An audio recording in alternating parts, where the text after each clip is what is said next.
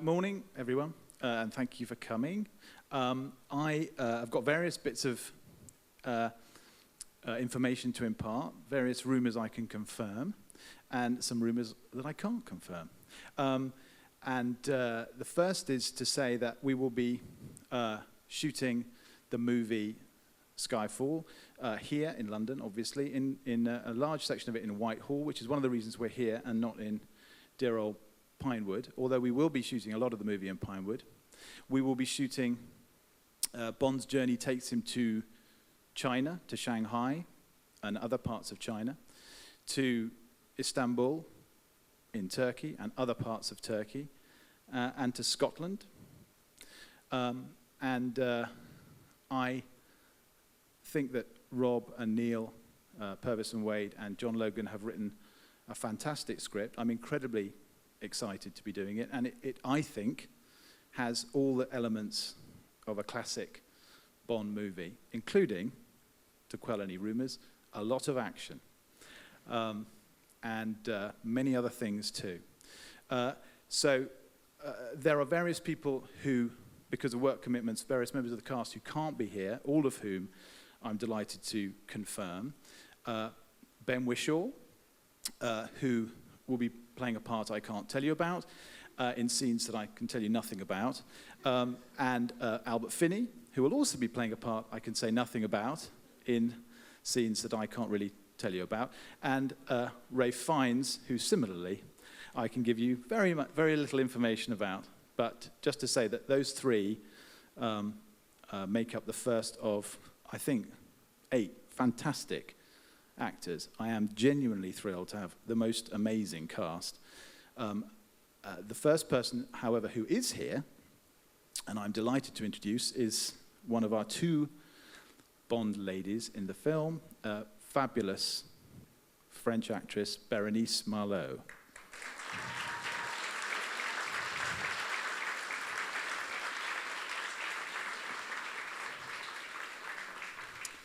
And second, homegrown actress who will be familiar to a lot of you already, the wonderful Naomie Harris.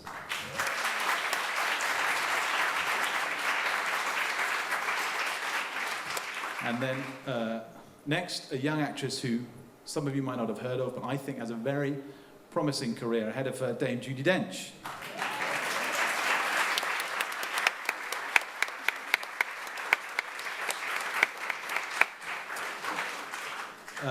I'm especially thrilled to introduce the next actor, playing, I suppose I can confirm, the villain of the piece, Mr. Javier Bardem.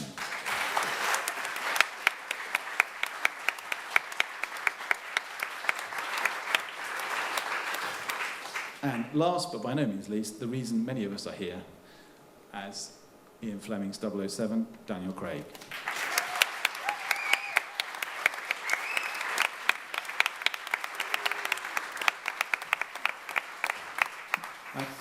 I think that's my job over with, and I hand over now to Colin. Yes?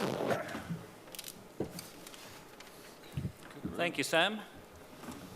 And as you sit down, let me give you a little time to think about it. Your name has been attached to this for quite some time, and sorry? Mine? No, I'm still talking to Mr. Mendes. I'll come to you in a moment, Mr. Craig. Your name's been attached quite a... What was the hook for you? What made you want to do this? I was a huge fan of... I've always been a huge fan of the Bond movies as a child. Of course, every young English schoolboy grows up with them, in a sense, part of my life, you know. And I vividly remember the first time I saw one of the Bond movies, which was Live and Let Die, and the impact it had on me. But there was something else, which was, frankly, without wanting to be sitting next to me, but something I felt, I got very excited when I saw my friend Daniel play James Bond in Casino Royale.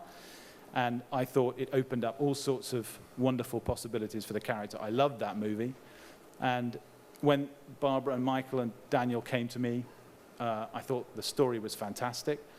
I loved Daniel, I loved Judi, and I wanted a huge challenge. And for me, this was an enormous challenge, and one I'm extremely pleased that I've taken thus far. So that's Sam's point of view. But Barbara, from your point of view, what does Sam bring to the party? Well, working with Sam is a dream come true. Ever since I saw, his theater work initially and his films, I've just hoped that we would be able to entice him to come and do one of these. And the enthusiasm, the enormous commitment he's brought to this, and his sort of child, boyish excitement is really infectious. And he's assembled this extraordinary cast, so we're thrilled. Michael, as I mentioned in my introduction, this is 50 years to the day since Sean Connery was announced to cast in Dr. No. So this must make Bond 23 a rather special event for you guys. Yes, indeed it is. I think back in the early days when Dr. No was going to be released, no one really thought that we were going to get to 50 years of Bond, let alone 23 pictures. At that time, United Artists had a deal with Cubby and Harry for 4 pictures, and even then they thought that was stretching it. But no one contemplated this kind of success, and it's really down to the public. There are the people that are fans who keep on supporting us, and we're really delighted. Daniel, not quite 50 years yet, but certainly third time around. Feeling comfortable stepping back into the shoes? Very comfortable and just tremendously excited to look at the people we've got in the movie. And we also should add that we've assembled an incredible crew. And Sam's at the helm, and we actually start shooting today. So this is it. It's too late now, no turning back. Judi, Daniel, of course, is a relative newcomer. I think this will be your 7th film. Safe to say that you've really got a grip on who M is? No, I'll never get a grip on who M is. Like, I won't get a grip on anyone who works in my office either, no. But that's my job, isn't it? Just try and keep a grip. Javier, as you were growing up in Spain, was Bond a part of your life? As Sam was saying, it is for many of us growing up in Britain, but for you? Of course it was. I mean, some of the most beautiful memories I had with my family was when I was a kid and I went to the theater to see all these movies. It was, I would say, one of the first experiences of really having this experience of being some amazing movies, amazing stories on screen. So, of course, it has a story. And what about you, Berenice, growing up in France? The Bond movies? Oh yes, well, I saw them since I was a child too. So when I got the auditions, it took me a few days to realize that I was finally part of it, and I'm absolutely excited about it. Naomie, how about you? What's your feeling at sitting here today? I still can't believe it's happening, really. I'm still having to pinch myself, and I'm totally so excited and rearing to go. I mean, I spent 2 months training so far, and so I feel really ready for the roller coaster that's about to commence. So welcome to you all. Thank you for coming. Ladies and gentlemen, a few questions. Before we do, let me just talk a little bit about microphone protocol. We have 4 extremely highly talented and attractive young women who will pass the microphone to you. Do try and restrict yourself to 1 question, and please pass the microphone along. A lot of people, very little time. Let's crack through as fast as we can. So, gentleman down there in the aisle. It's working well. Coming down to you.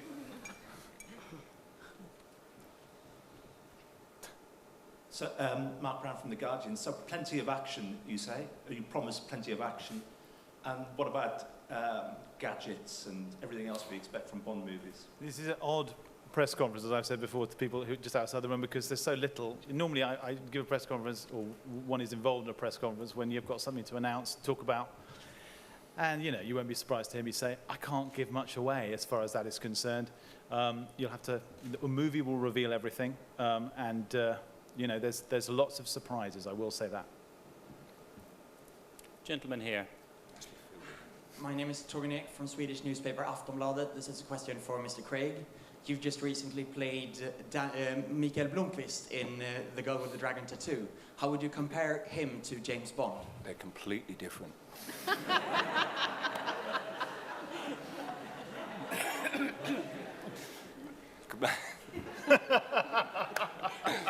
I'm struggling to find anything else to say, I'm sorry. But that's kind of fairly normal. Daniel, could we tempt you to put the microphone a little bit closer in? Oh, there? really? Can you hear that? They're completely different. Sorry, you didn't hear that.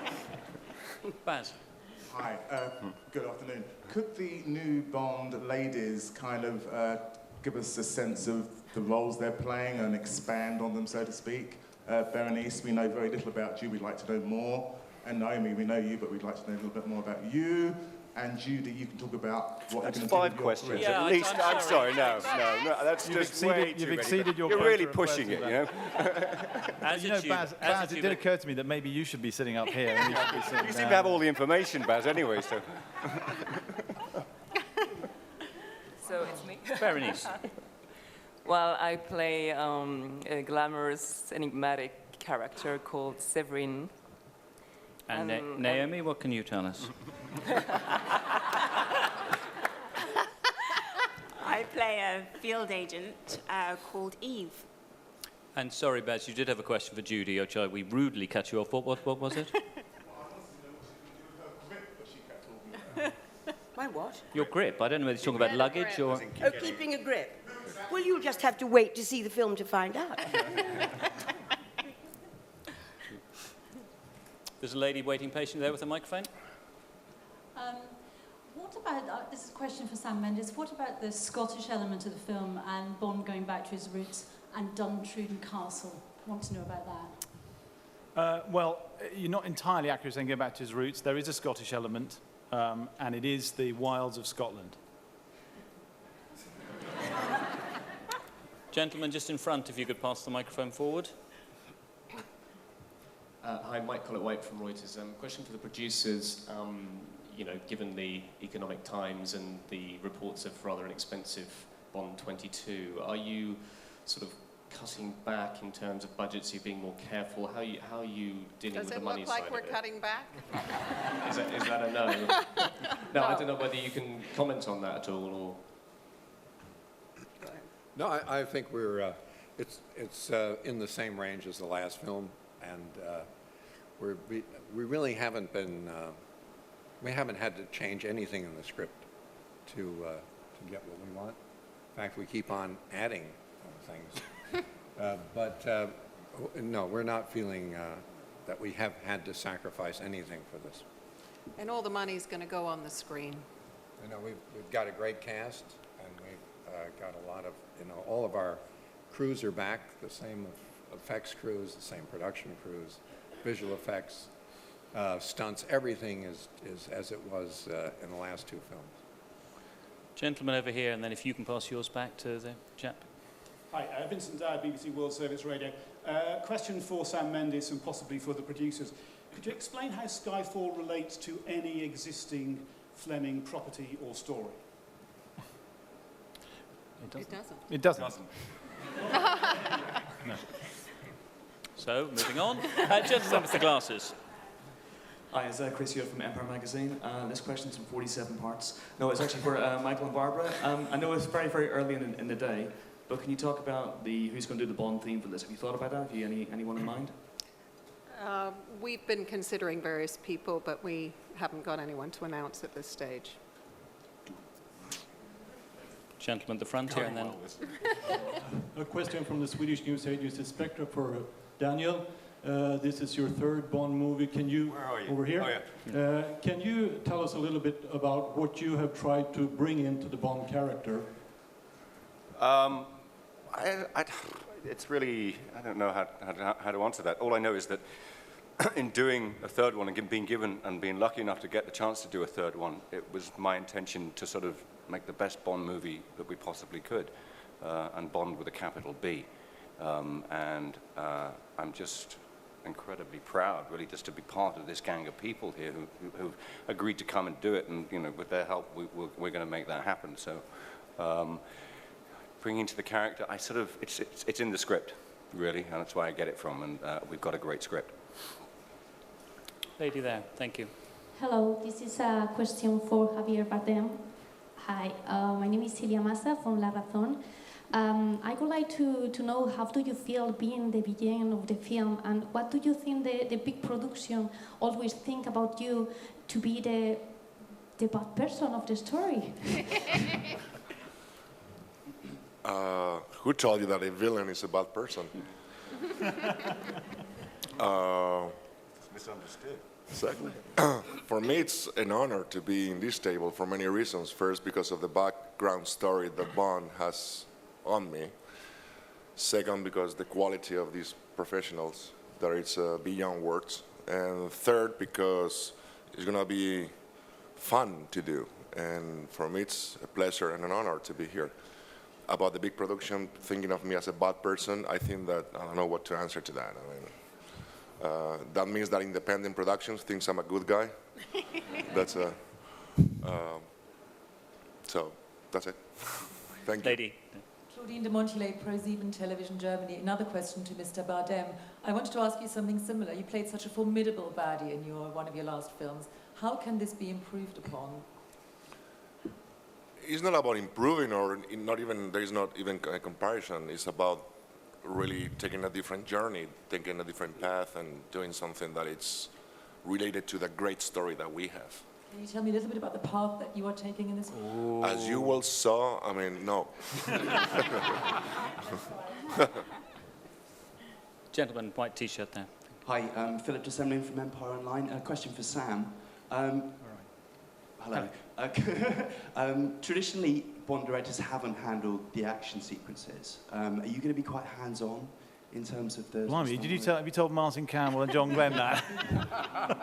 I think they have.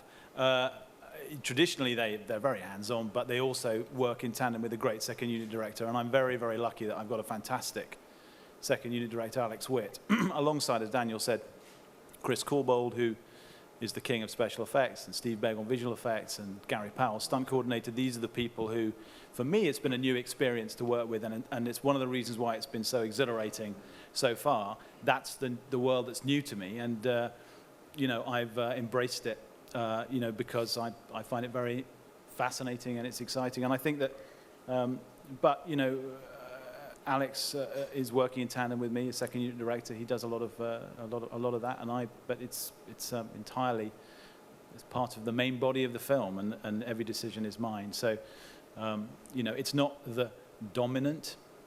You know, it needs to coexist. The action needs to coexist with the drama, and that's the balance we have to strike. Lisa, down the front. Lisa Mazemba, BBC News. This is a question, I think, for Sam. Just here. Sorry. Oh, hi. Sam, you've got a cast of outstanding quality here. Just doing a quick tot-up, I think, between Javier, Albert, Rafe, and Judi. It's something like 16 Oscar nominations, a couple of wins, and your films alone have got 12 nominations and 6 wins. It's 50th anniversary next year. Are you hoping that the golden anniversary might bring a few well-needed gold statuettes? It's not the reason you do any movie, and it's certainly not the reason you do a Bond movie. I think. I mean, I don't think in those terms about anything, and it would be, you know, for me, Bond is for the audience, and for only for the audience, and you know, like any good movie should be. And the rest of it is just what happens afterwards, and that's not in my hands. Gentleman there, sir. Siegfried Tescher from Germany. I have a question for Ms. Broccoli and Mr. Wilson concerning the 50th celebration. I just wanted to ask, in which way are you celebrating? You know we have the film, you know it will be released, there will be a big premiere usually, but will you release older films, for instance? Will they come back to the screen? Will there be special DVD packs, whatever? What kind of, you know, I've heard that quote from MGM saying, we're going to take 1962 and then 2012 to make it a Bond year. So I wanted to know, what is a Bond year look like?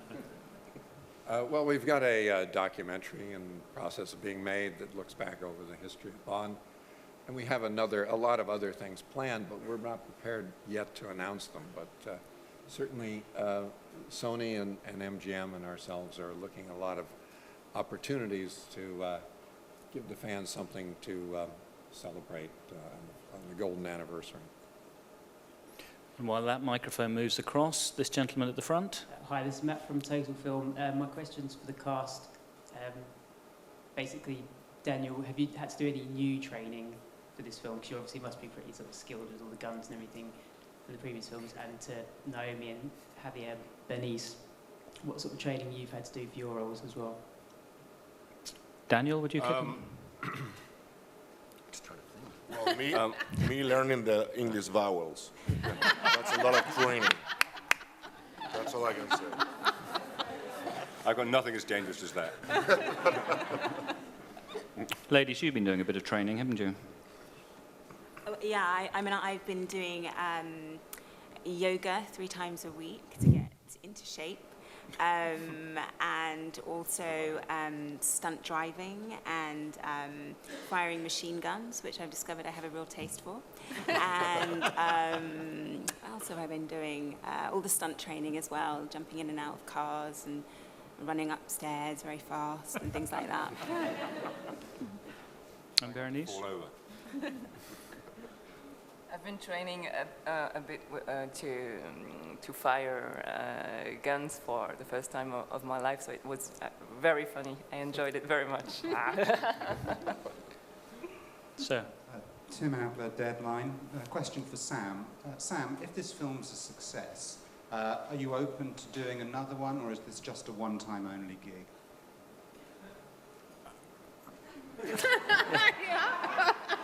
Yes. This is a question we've been trying to get the answer to. You know, if it's as much fun, if in 6 months' time I'm still feeling as excited as I am now, then the answer would be yes.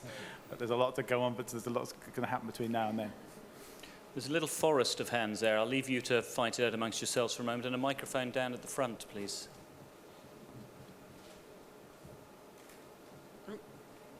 Thank you.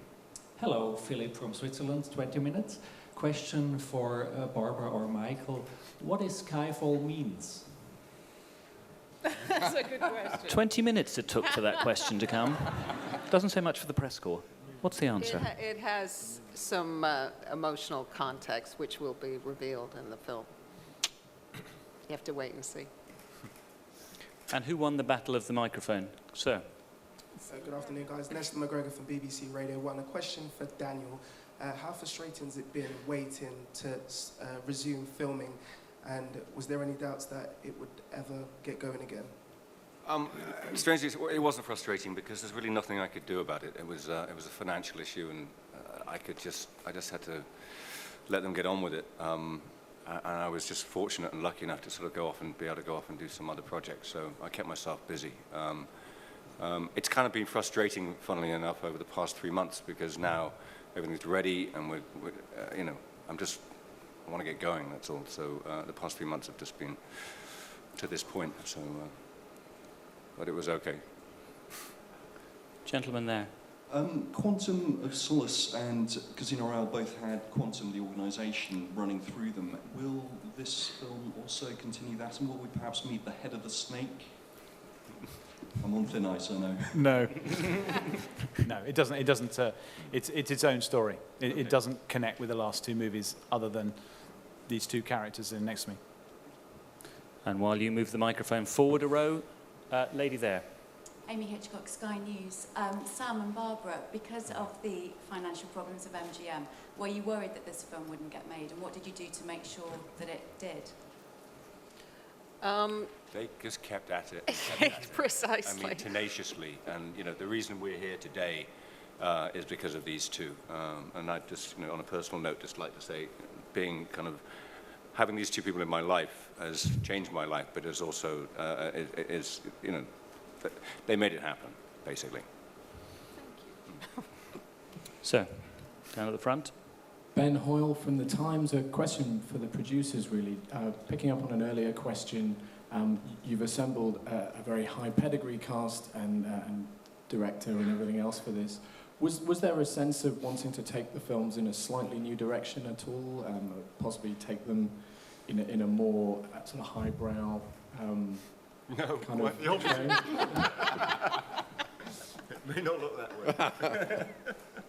I think we were, with Casino Royale, we started down a path, and we're sticking to that path. And it's really the same kind of idea. An interesting story, well written, with a great cast, and plenty of action. And the microphone is there, Sarah, yeah? To Sam and the producers, you obviously won't tell us the names of 3 of the of the characters 3 of the actors are playing. Is that because Bond fans might recognise them? It's a very well put question. They might do. On the other hand, they might not. Simon Thompson from ITN and Inside Hollywood. A slightly more light-hearted question. We're guaranteed acting, we're guaranteed great locations and action and story again. To Javier and Daniel, are we also guaranteed that you will be taking your shirts off quite a lot? Damn right.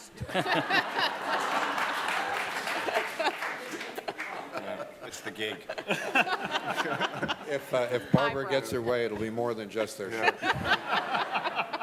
Yeah, we had to cut a few scenes out. It's when I keep my shirt on, we should be talking about, really. And Javier is stripped naked for most of the movie. Couple of minutes left, all right, one more for you. Just one more question to Daniel Craig. You've settled in very nicely to the role of Bond, but you've also pursued some other really great roles. Is it important for you personally not to be typecast as Bond? I just like working. I mean, simple as that. I don't think about it, really, genuinely. And like I said earlier, I've been lucky enough to get some really nice roles thrown at me, and I grab them. But I don't have any kind of, if I could do this for a few more years, I'd be more than happy. Will you be doing this for a few more years? Ask her. Yes, yes, definitely. And there, ladies and gentlemen, we must leave it. The film starts shooting on Monday. Time is pressing. Thank you all very much indeed. Thank you. And